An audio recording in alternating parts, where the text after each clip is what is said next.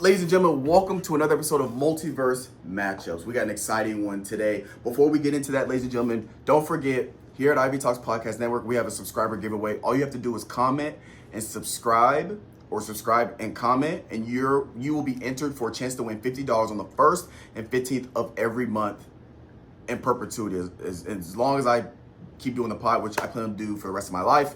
So you will always have a chance. All you gotta do is comment, subscribe. Negative comments will not get you entered. Make sure you have a form of communication, an email in your YouTube. If I go to your account and there's no way to contact you, then I move on to the next person, all right? Make sure you have an email or something in your bio for YouTube, and that's all you gotta do. Be this video right here. As you're watching this, just go ahead and subscribe. Leave just a comment saying cool, whatever, and you'll be entered for a chance to win $50. It'll be sent via Cash App and or PayPal, okay? I'm not downloading any of these crazy apps, all right? So let's get straight into it. Today we have probably one of my favorite anti-heroes in Marvel. One of my favorite anti-heroes in Marvel. Deadpool versus Punisher, okay? So we're just gonna get straight into it. We got Deadpool, Mr. Wade Wilson, 6'2", 210. Power type, he is a mutant, regenerative, healing factors, etc., etc. This is a pretty cool one because because of the Deadpool movies, Deadpool 1, Deadpool 2, Deadpool Wolverine, Deadpool's become a very, very popular character. So this is going to be an exciting one to go over. Origin story, Wade Wilson, a former mercenary, diagnosed with terminal cancer, volunteered for the Weapon X program where scientists experimented on him with Wolverine's healing factor. The process cured his cancer, but left him horribly scarred and mentally unstable. Emerging as Deadpool, the merc with a mouth, he became a chaotic mix of assassin, anti-hero, and comic relief. Known for his unpredictability, fourth wall breaking, and tendencies to swing between villainy and reluctant heroism. Grading system, this is out of 100. Strength, 65. Speed, 65. Flexibility and agility is 80. Durability is 85. Stamina, 95. Healing factor, 100. Regenerates from decapitation, organ destruction, near death. He can be ripped in half and he's still going to be fine. Longevity, 95. He's functionally immortal due to his healing factor, and he also has a curse from Thanos. The curse, so some background story on that. Thanos is in love with Mistress Death, but Mistress Death is in love with Deadpool. And out of jealousy, Thanos cursed Deadpool to never be able to die, so he can never be with Mistress Death. So he also has a curse that pretty much essentially makes him not able to die, even though he's tried to kill himself many times. Combat, 90 out of 100. Intelligence, 70. Overall grade, 83. Unique, notable powers and abilities. Regeneration, obviously. Heals from virtually any wound, including decapitation or disintegration. Immortal, cursed by Thanos. He cannot die permanently. Weapon mastery, expert with swords, guns, explosives, unconventional weapons. Very unpredictable. Insanity makes him difficult to read in combat. Very, very unpredictable and sporadic. Fourth wall awareness, peak acrobatics. Again, just his agility and flexibility. Some notable strengths.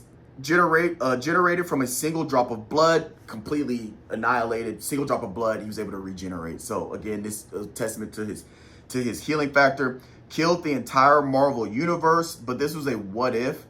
So I don't really count that, but I guess it is important to note that it did happen, but it was kind of a what if.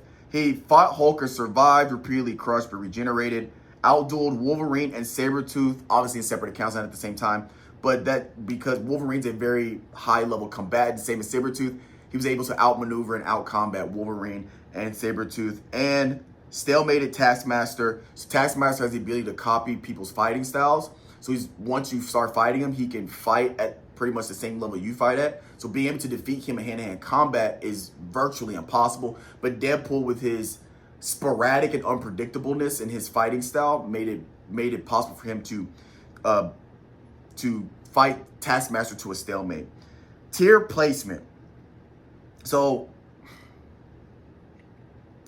base level, he's street level because he doesn't have any destructive power or any type of like high destructive powers at all, but he's just really, in terms of hand-to-hand combat with his immortality, he's essentially just can't be killed. But he just fights with swords and guns. He doesn't have like this ability to wipe out a planet or create any type of energy blast. So it puts him at street level. But fighting in groups, especially with prep time and enhanced gear, he's able to he gets pushed up to tier 2 for the at a city level, but it's generally fighting within groups with other people. So Deadpool isn't a planetary powerhouse, but his healing factor, immortality, and weapon mastery makes him a nightmare for any other street/city level opponent. Okay. Next, we have Punisher, Mr. Frank Castle, 6'1", 200 pounds. Power type, he's just a human with peak physical condition. Origin story, Frank Castle was a decorated Marine whose family was murdered by a mob after witnessing a gang execution. Consumed by vengeance, he declared war on all criminals. As the Punisher, unlike most heroes, Frank operates with lethal force, utilizing his military training, tactics, and arsenal of weapons. His relentlessness, one-man war on crime makes him both feared by criminals and controversial amongst heroes. Grading out of 100. Strength 55, peak human strength. Speed 60, flexibility and agility 60, durability 65, stamina 85, healing factor 20, that's the standard human healing factor. Longevity 55, that's our normal human longevity. Combat 95, expert in firearms, explosive knives, guerrilla warfare because of his Marine background. Intelligence 85, overall grade 65. Unique and notable powers and abilities. Expert marksman, unmatched sniper, gunfighter, range combat, explosive and heavy weapons, tactical mastermind, close quarters combat. He's really he's trained in multiple forms of martial arts. Indomitable will, just straight willpower, relentless. Fear factor, criminal regards him as unstoppable, boogeyman. So he just carries this dark aura about him. Notable feats: killed the entire criminal organization, including mob families of New York. Took down Wolverine temporarily with prep time and military grade weapons. Defeated multiple Avengers like Spider-Man, Daredevil, and even Black Widow, which is a testament to his hand-to-hand combat. Held off heralds of supervillains with only limited ammo. Became the Cosmic Ghost Rider Punisher. Again, we'll not go into that. That's kind of one-offs, but that is a notable feat that's worth mentioning. But again, one-offs, I don't like to count one-offs because every character has this one-off where they get taken over by, they get some type of power from Galactus. The ones with Galactus are a little different because like Silver Surfer was a herald of Galactus. That's like a basis of his powers, the basis of his like origin story. So that one counts. That one makes sense because that is a huge part of his canon storyline. But some characters get taken over by like Venom or Phoenix Force, like one-offs. So they don't really count because we're talking about baseline, like their general typical storyline of power. So, but I did want to mention that because it is a pretty awesome feat. Tier placement, tier 1, obviously, street level, kind of same as Daredevil, same as Deadpool. When fighting in groups as a support character, specifically for Punisher, he can be placed at that city level character when playing in when fighting in groups, and also with prep time and heavy weaponry and explosives. Punisher, again, has no powers, but he is relentless, has arsenal and military brain that puts him above nearly street level fighters. So, what we all been waiting for, the matchup, okay? So, where am I at? All right, the matchup, Deadpool versus Punisher. Advantages for Deadpool. Obviously, as you guys probably guessed, this isn't going to be a very close fight. But for the matchup, Deadpool's advantage, near absolute healing factor, can regenerate from dismemberment, decapitation, disintegration. Single drop of blood is all it takes. It's functionally immortal, highly agile, unpredictable in combat, master of both melee and firearms, can outlast just about anybody in a prolonged battle.